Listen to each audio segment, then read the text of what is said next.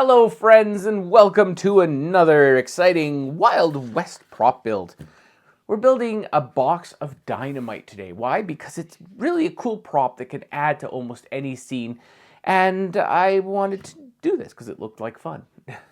Sometimes that's the only reason you need. Right away, down below you will find a link to this template file, and it'll also be for the box as well for everything you need for that.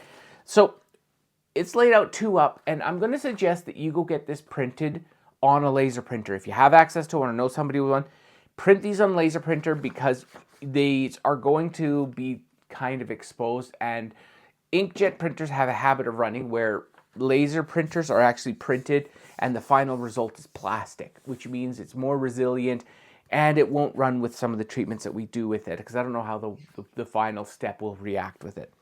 So when you cut this out, you want to make sure that the top and the bottom are cut out so you have no white, because it'll show up on the final prop if you do. This middle line, you can cut it once, and that's good, because that's going to go to the center. Now, the other thing you're going to need is some sprinkler tube. This is 1-inch white sprinkler tube, which you buy in huge lengths, and I just cut down to 8-inch lengths because that's the size of my dynamite. Dynamite was between 1 inch and 1 1/4 inch. I went with 1 inch for 2 reasons. I've got extra white 1 inch sitting around, and my 1 1/4 I use for all my torches and the such. So I run out of that a lot quicker, and then I didn't want to use it up making a whole bunch of sticks of dynamite. So you get to deal with my material shortages. So once you've gone through and you've cut out all of your sheets, you'll have something like this. We're going to be using this 3M Super 77. Amazing glue. It's the best kind of stuff you can use for this. So we're going to quickly spray that off camera. Normally I do this outside, but as I'm recording, it's hard. So it's now sprayed. It doesn't need a lot, but you need enough to kind of get the whole ball rolling. Now, starting with the top side here, you're going to visualize center as best as you can. Visualize exactly where you want that to end up. If it doesn't line up exactly when you roll this up, don't be too hard on yourself. It's not the end of the world. Once you've got it started, flip it over and very gently roll. And hopefully it'll be close enough. Yeah, look at that. Look how close I got that lined up. Now, there's extra material on the end here.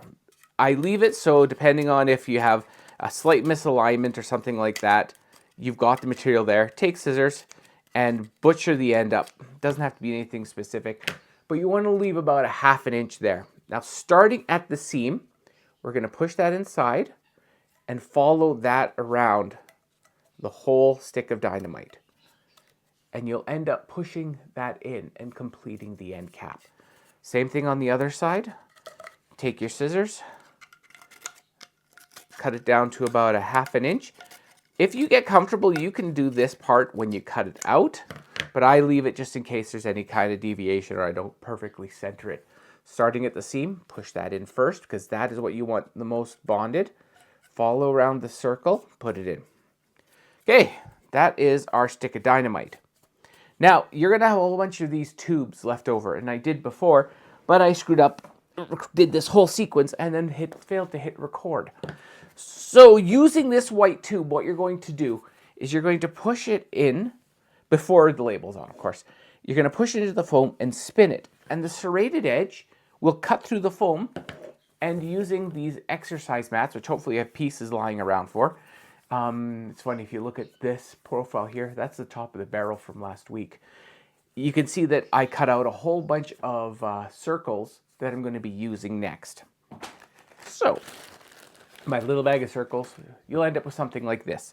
Now, these are perfectly sized because we use the pipe to cut them out to do this. Now, you're going to slowly insert this gently.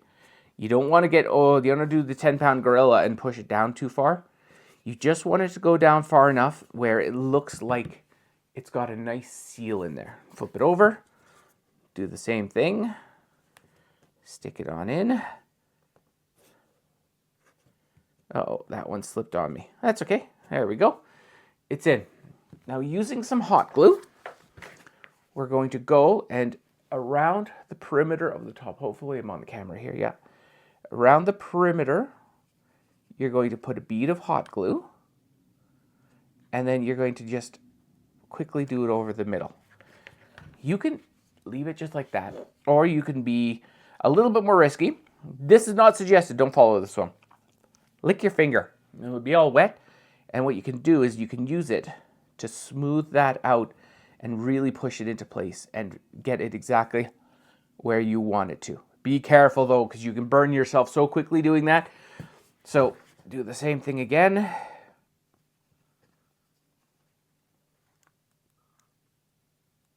And then more than anything, the only reason I do it is because it evens it out. And you wonder why I burn myself with hot glue. There we go. So we end up with a nice sealed end on both sides, creating the perfect stick of dynamite. Got one more step here to get this ready, and I'll be back for that one. Now, the final step we're going to do is we're going to use some paraffin wax or soy wax. I'm using the leftover melt from one of those Scentsy type things. And you have to be so quick with this stuff because it's got such a low melting point. The moment you take it out, it literally turns into, like, it cools down almost immediately. And I like this because it's not as hot and the chance of, hurting yourself goes way down. Using just a standard paintbrush, you want to keep this thing as absolutely close to the wax as you can. And what you're going to do is you're going to dip it in quickly and just run it over the length of your dynamite. Now, don't mess with it. Once it's down, be happy, because this stuff, when it goes on, it dries and cures so quickly, it hurts. But the effect that this stuff gives is awesome. I love it. I'm going to do that. I'm going to flip to the other side.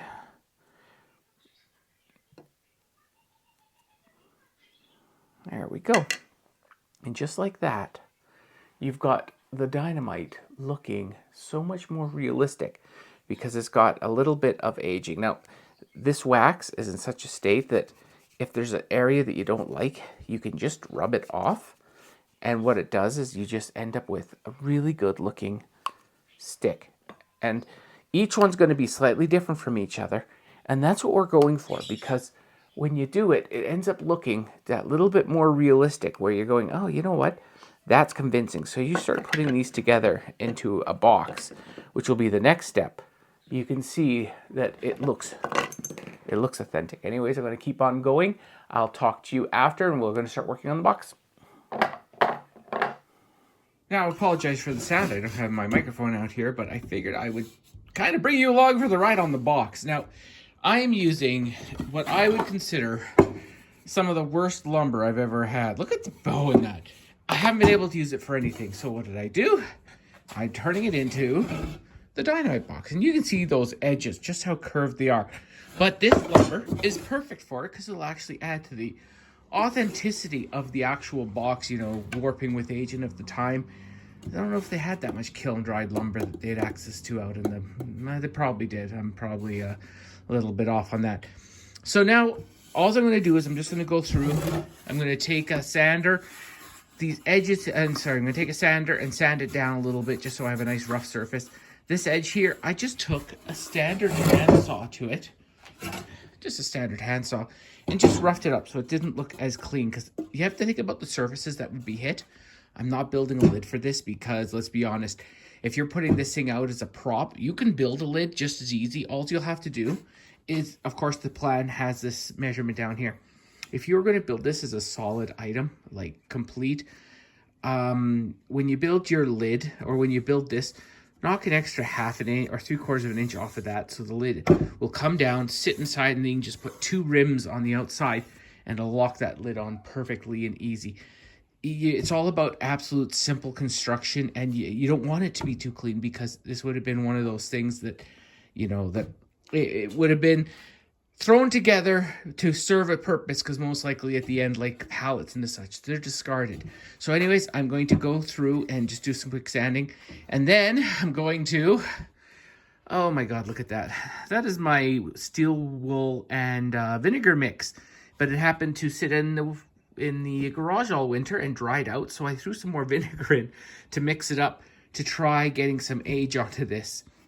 I'm not sure how that's going to work out, but it reminds me that I do have to make some more. Regardless, steel wool and vinegar, there's a video up here where I talk about it.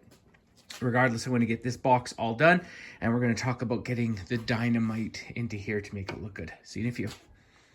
Oh, the box. What a disaster. Not a disaster, just you have to roll with it. So that stain that I had that I showed earlier, it really did just stain yellow. Like, it is so much iron oxide that it hurts. So I thought it was going to blacken up the wood a little bit. It didn't at all. It just made it this bright yellow color. So all they did is once it was down, I took my sander and I sanded a whole bunch off to give it a look of wear. And then I took some Puritan Pine stain and just did some edges here to get it that color where it doesn't look brand new. Actually, you know what? For being a mistake, it turned out really nice.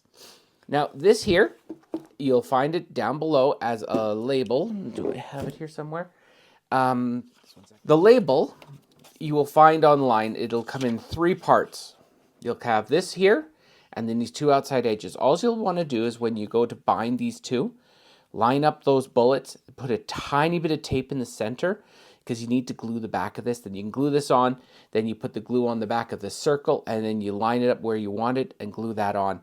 And you get this really cool looking label that matches the Dynamite brands. And as you can see how that has all turned out, because this is like the first time I've shown it all.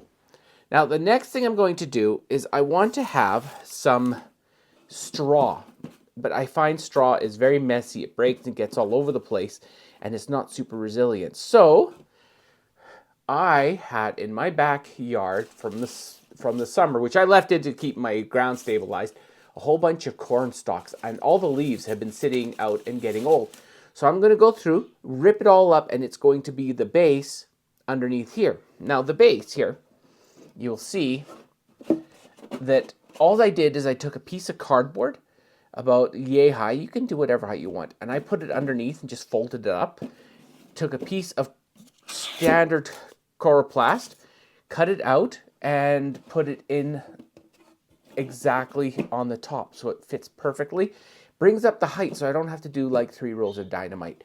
So now I'm going to go through, going to get all of this cut up to give it a bit of character. I can glue this down if I want, so if I want to have it come out of the box a little bit, I can. And this will get it pretty close. It's finished. I will see you when I'm to that point. See you in a few. All finished, and I love how this thing turned out. When I put down this corn husk, the one thing I did is the very, very bottom row, I hot glued on to make sure that it always had coverage and it didn't affect where the dynamite sat, because this is really, really light overall. It can kind of bounce around if you're not careful. And you can see I rotated the dynamite up to make it look consistent and just staggered a little bit. These are all not fixed. They can move around. You can glue them. Don't know how well they'll glue, especially since you covered them with wax. But anyways, this is all done. And I really love how this box turned out. It's such a great prop piece. Next video is going to be a plunger and some fake blasting caps to finish off this whole package, so it'll have the whole complete thing bopper that. Anyways, thank you so much for hanging out. I hope you guys find use for this very weird but cool looking prop. And I appreciate you all coming and viewing my videos and coming along for the tutorials. I love the comments you all leave. It's greatly appreciated. And I'm glad you find my videos useful, and I've had many people build them, which makes my day. A big thank you to my patrons who helped out a bunch every time, sending me a bit of money to, help me build all this. And to my subscribers and my viewers, you guys are all awesome. Speaking of which, please like, subscribe, all that stuff, because it really helps the channel grow and allows me to keep on making craziness like this. Regardless, Have a good one, all.